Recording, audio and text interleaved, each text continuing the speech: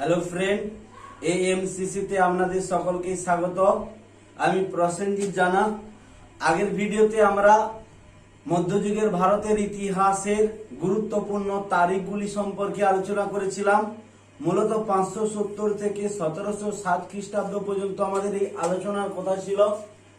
আগের ভিডিওতে আমরা 570 থেকে 1290 খ্রিস্টাব্দ পর্যন্ত অর্থাৎ দাস বংশের শেষ পর্যন্ত আমরা আলোচনা করেছি।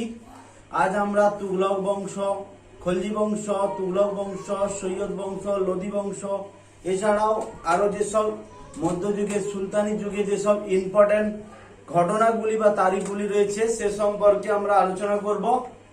সর্বপ্রথম আমরা 1290 থেকে 1320 খ্রিস্টাব্দ পর্যন্ত দেখলাম যে খলজি বংশের রাজত্বকাল।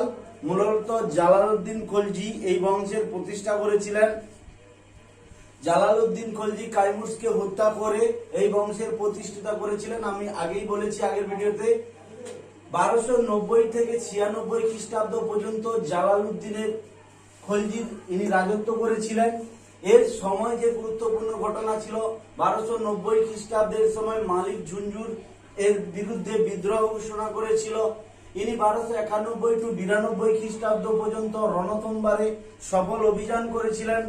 1292 খ্রিস্টাব্দে এর সময় মঙ্গল আক্রমণকারী হলাকুর নাতি আবদুল্লাহ ভারতে এসেছিল বা পাঞ্জাব, তিনি ভারতের পাঞ্জাব আক্রমণ করেছিল। 1296 খ্রিস্টাব্দে আলাউদ্দিনকে ইনি হচ্ছে কোথায় পাঠিয়েছিলেন? দেবগিরি অভিযানে পাঠিয়েছিলেন। এরপর 1296 খ্রিস্টাব্দের মৃত্যু হয়ে গেছিল। তারপর 1296 থেকে 1316 পর্যন্ত আলাউদ্দিনের রাজত্বকাল। আলাউদ্দিন, যিনি খলজি বংশের সব থেকে অন্যতম শাসক হিসাবে ধরা হয়, তিনি 1298 খ্রিস্টাব্দে গুজরাট জয়লাভ করেছিলেন। 1299 খ্রিস্টাব্দে তিনি জসলম জয়লাভ করেছিলেন। 1301 খ্রিস্টাব্দে তিনি রণথম্বার অভিযান করেছিলেন এবং সেখানেও সফলতা লাভ করেছিলেন। 1303 খ্রিস্টাব্দে তিনি মেবাড় আক্রমণ করেছিলেন এবং সফল হয়েছিলেন। 1304 খ্রিস্টাব্দে ইনি সিরিকে রাজধানী হিসাবে বানিয়েছিল এবং 1305 খ্রিস্টাব্দে ইনি মালবা জয়লাভ করেছিলেন।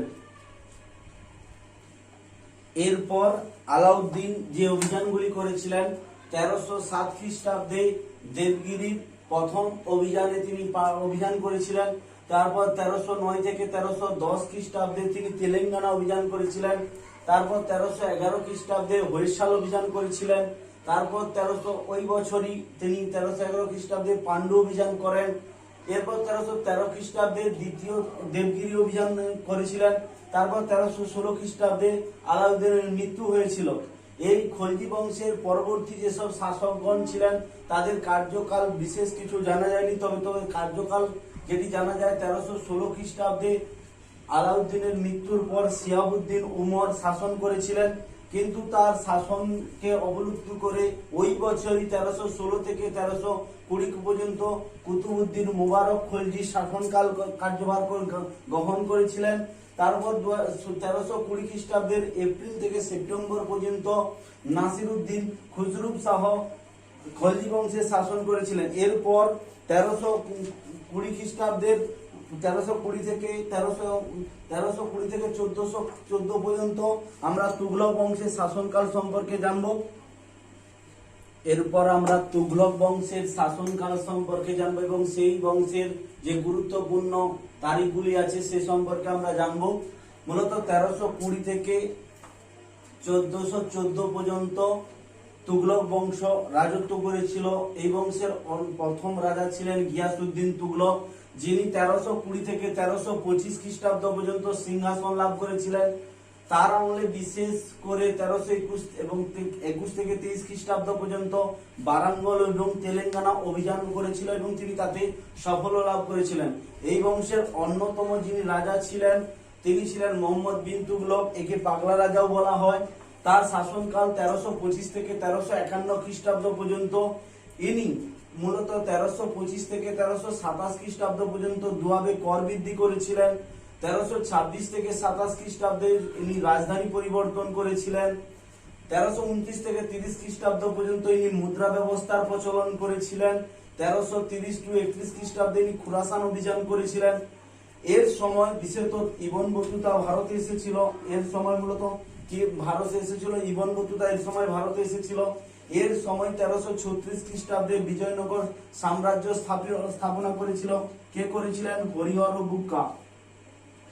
হরিহর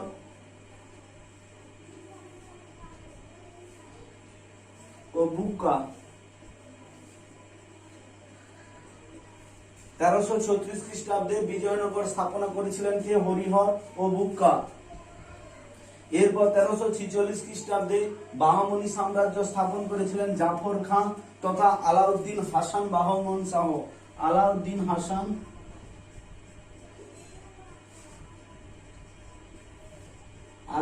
হাসান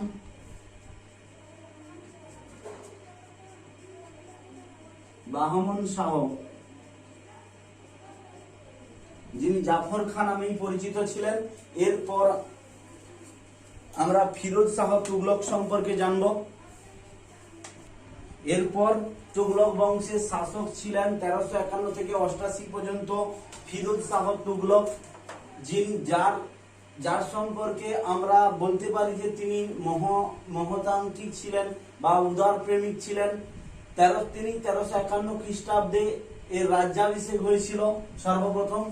তারপর 1353 খ্রিস্টাব্দ এবং 59 খ্রিস্টাব্দে তিনি বাংলা অভিযান করেছিলেন, কিন্তু বাংলা অভিযানে তিনি দুবারই ব্যর্থ হয়েছিলেন। তারপর 1360 খ্রিস্টাব্দে উনি উড়িষ্যার জাজনগর অভিযান করেছিলেন। 1361 খ্রিস্টাব্দে তিনি নাগরকোট অভিযান করেছিলেন। 1363 খ্রিস্টাব্দে সিন্ধু অভিযান করেছিলেন। এরপর তুগলক বংশের যদি কালক্রম আমরা দেখি তাহলে দেখা যাবে ফিরোজ শাহ তুগলকের পর 1388 থেকে 89 খ্রিস্টাব্দ পর্যন্ত তুগলক শাহ রাজত্ব করেছিলেন। তারপর আমরা যদি দেখি 1389 টু 90 খ্রিস্টাব্দ আবু বকর এই সময় রাজত্ব করেছিলেন 90 পর্যন্ত। তারপর আমরা যদি দেখি 90 টু 94 পর্যন্ত, সেখানে দেখি যে প্রথম নাসিরউদ্দিন মাহমুদ শাহ সিংহাসনে বসেছিলেন বা রাজত্ব করেছিলেন। তারপর 94 টু 1414 পর্যন্ত আমরা যদি দেখি তাহলে দেখবো সেখানে দ্বিতীয় নাসিরউদ্দিন মাহমুদ শাহ সিংহাসনে বসেছিলেন। তুগলক বংশের শেষ রাজা ছিলেন দ্বিতীয় নাসিরউদ্দিন মোহাম্মদ শাহ, যার সময় 1398 খ্রিস্টাব্দে তৈমুর লং ভারতে এসেছিলেন। এরপর যে বংশ রয়েছে সেটি হলো সৈয়দ বংশ। এরপর আমরা বাকি দুটি রাজবংশ সম্পর্কে জানবো। মূলত সৈয়দ বংশ 1414 থেকে 1451 খ্রিস্টাব্দ পর্যন্ত এই বংশ রাজত্ব করেছিলেন। এই বংশের প্রথম শাসক যিনি ছিলেন তিনি ছিলেন খিজির খাঁ। এর সময় মূলত তৈমুর লং ভারতে এসেছিল। এই তৈমুর লং খিজির খাঁকে শাসনের দায়িত্ব দিয়ে ভারত ত্যাগ করেছিলেন।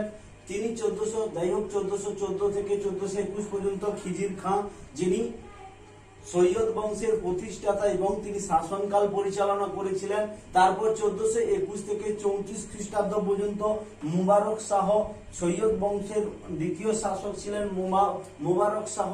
এরপর আমরা এদের কালক্রম যদি দেখি 1434 থেকে 1445 খ্রিস্টাব্দ মোহাম্মদ শাহ রাজত্ব করেছিল। 1445 খ্রিস্টাব্দের অর্থাৎ মোহাম্মদ শাহ শেষের দিকে আমরা দেখতে পাই যে বহরমপুর নদী সর্বপ্রথম একবার দিল্লির অভিযান করেছিলেন, কিন্তু এই অভিযানে তিনি ব্যর্থ হয়েছিলেন। তারপর আমরা দেখি 1445 টু 51 খ্রিস্টাব্দ আলাউদ্দিন আলম শাহ সিংহাসনে বসেছিলেন। ইনি সৈয়দ বংশের শেষ শাসক ছিলেন, যাকে পরাজিত করে 1451 থেকে 1526 পর্যন্ত লোদি বংশের শাসনকাল আমরা দেখতে পাবো। সেখানকার এই বংশের অর্থাৎ লোদি বংশের যে কালক্রম সেখানে আমরা দেখতে পাই যে 1451 থেকে 89 পর্যন্ত বহলুল লোদি, যিনি লোদি বংশের স্থাপনা করেছিলেন এবং এর প্রথম শাসক ছিলেন। তারপর 1489 থেকে 1517 খ্রিস্টাব্দ পর্যন্ত এই বংশের দ্বিতীয় শাসক সিকান্দার শাহ লোদি, যিনি এই বংশকে পরিচালনা করেছিলেন। নেক্সট আমরা দেখতে পাই এই সিকান্দার শাহ লোদির সময় 1494 খ্রিস্টাব্দে বাবরের জন্ম হয়েছিল। তারপর আমরা দেখতে পাই যে এই সিকান্দার শাহ লোদি 1504 খ্রিস্টাব্দ আগ্রা নগর স্থাপনা করেছিলেন। এই আগ্রাকে 1506 খ্রিস্টাব্দে তিনি রাজধানী হিসাবে স্থাপন করেছিলেন। এরপর যে শাসক অর্থাৎ সিকান্দার শাহের পরে যে শাসক ছিলেন তিনি ছিলেন 1517 টু 1526 খ্রিস্টাব্দে ইব্রাহিম লোদি, শাসনকাল। এর সময় অর্থাৎ 1517-18 খ্রিস্টাব্দের দিকে, মূলত 1817 শেষে 18 প্রথম দিকে আমরা দেখতে পাই যে খাতলির যুদ্ধ হয়েছিল, অনেকে ঘাতলির যুদ্ধ বা খাতলির যুদ্ধ। এটি মূলত কার সাথে হয়েছিল? মেবারের রানা সংগ্রাম সিং এর সাথে ইব্রাহিম লোদির মধ্যে হয়েছিল।